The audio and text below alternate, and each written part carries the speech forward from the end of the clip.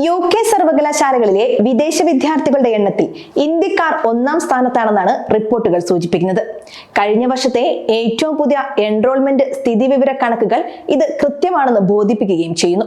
ബ്രിട്ടനിലേക്കുള്ള മൊത്തത്തിലുള്ള കുടിയേറ്റം കർശനമായ വിസ മാനദണ്ഡങ്ങളുടെ ഫലമായി കുറയാൻ സാധ്യതയുണ്ടെന്നാണ് സൂചിപ്പിക്കുന്നത്.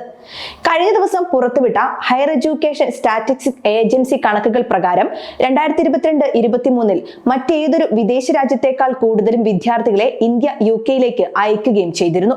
നിങ്ങൾ അനധികൃതമായിട്ടാണ് ഇവിടെ എത്തിയതെങ്കിൽ നിയമപരമായ ഒരു ആനുകൂല്യവും ലഭിക്കില്ല. ഈ രാജ്യത്ത് തുടരാൻ സാധിക്കില്ല. മനുഷ്യാവകാശങ്ങൾ ആവശ്യപ്പെടാനും കഴിയില്ല. അനധികൃത കുടിയേറ്റക്കാരെ തടവിലാക്കി ആഴ്ചകൾക്കുള്ളിൽ നാടുകടത്തും. 1 വർഷം മുൻപായിരുന്നു കുടിയേറ്റക്കാരെ നാടുകടത്താനുള്ള അടിയന്തര നിയമനിർമ്മാണ കരടിനെ കുറിച്ച് മുൻ ബ്രിട്ടീഷ് പ്രധാനമന്ത്രി ഋഷി സുനക് എക്സിലൂടെ ഇത്തരത്തിലൊരു പ്രസ്താവന നടത്തിയത്. പിന്നാലെ ഇതിനെതിരെ പ്രതിപക്ഷ പാർട്ടികളുടെ ഭാഗത്തു നിന്ന് ഉൾപ്പെടെ വലിയ പ്രതിഷേധങ്ങളും വിമർശനങ്ങളും ഉയർന്നു. സർക്കാരിൽ നിന്ന് രാജിവെച്ച് ഇറങ്ങിപ്പോകലുകൾ വരെ ഈ ഒരു പോസ്റ്റുമായി ബന്ധപ്പെട്ട് സംഭവിച്ചു. അഭയാർത്ഥികളെ ബലിയാടാക്കുന്നതാണ് ബില്ലെന്ന് കുറ്റപ്പെടുത്തിയായിരുന്നു പ്രതിഷേധം.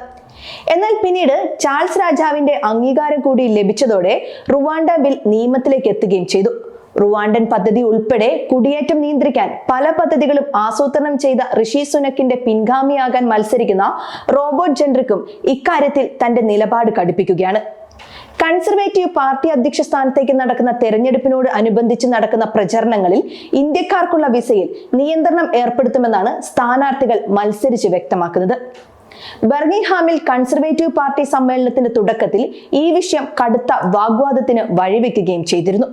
നിയമവിരുദ്ധമായി UKയിൽ കഴിയുന്ന പൗരന്മാരെ ഇന്ത്യ തിരിച്ചു വിളിക്കണമെന്നും ഇല്ലെങ്കിൽ കടുത്ത വിസ നിയന്ത്രണങ്ങൾ ഏർപ്പെടുത്തുമെന്നും മുൻ ഇമിഗ്രേഷൻ മന്ത്രിയും സ്ഥാനാർത്ഥിയുമായ റോബർട്ട് ജെൻറിക് അറിയിക്കുകയും ചെയ്തു. ഇരു രാജ്യങ്ങളും തമ്മിലുള്ള കരാർ ഉണ്ടായിരുന്നിട്ടും നാടുകടത്തലുകളുടെ എണ്ണം കുറവാണെന്നും കഴിഞ്ഞ വർഷം ഇന്ത്യ 2,50,000 വിസകൾ നേടിയിട്ടുണ്ടെന്നും കണക്കുകൾ സൂചിപ്പിക്കുന്നു.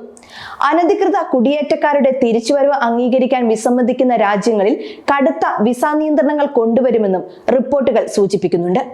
നിലവിലെ സാഹചര്യത്തിൽ റോബർട്ട് ജെൻറിക് ലീഡ് നേടിയിട്ടുണ്ട്. UKയിൽ കുടിയേറ്റം 5 ഇരട്ടിയായാണ് വർദ്ധിച്ചത്. ഇതിന്റെ അടിസ്ഥാനത്തിലാണ് അനധികൃത കുടിയേറ്റം തടയുന്നത് ലക്ഷ്യമിട്ടുള്ള 5 സമഗ്ര പദ്ധതിക്ക് ജെൻറിക് നേരത്തെ തുടക്കമിട്ടത്. UKയ്ക്ക് വേണ്ടി നിലകൊള്ളേണ്ട സമയമാണിത്. അനധികൃത കുടിയേറ്റക്കാരെ തിരിച്ചെടുക്കാത്ത രാജ്യത്തിന് വിസ നിഷേധിക്കണമെന്നും അദ്ദേഹം നേരത്തെ വ്യക്തമാക്കിയിരുന്നു.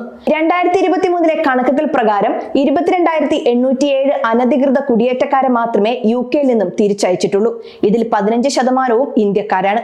മറ്റു രാജ്യങ്ങൾ ബ്രിട്ടന്റെ ഉദാര മനസ്ഥിതി ചൂഷണം ചെയ്യുന്നത് സർക്കാർ തടയണം.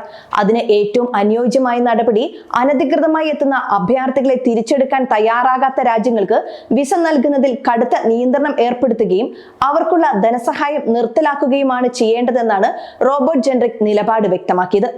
റുവാണ്ടൻ പദ്ധതി പ്രാവർത്തികമാക്കുവാൻ ഋഷി സുനക്കിന്റെ നടപടികൾ മതിയാവില്ല എന്ന് ആരോപിച്ചായിരുന്നു കഴിഞ്ഞ വർഷം അവസാനം ജെൻറിക് ഇമിഗ്രേഷൻ മന്ത്രി സ്ഥാനം രാജിവെച്ചത്. മറ്റൊരു സ്ഥാനാർത്ഥിയായ ഷാഡോ ഹൗസിംഗ് സെക്രട്ടറിയായ കെമി ബാഡോനോക്കും തന്റെ പ്രചരണത്തിൽ കുടിയേറ്റത്തെ തന്നെയാണ് ലക്ഷ്യം വെക്കുന്നത്.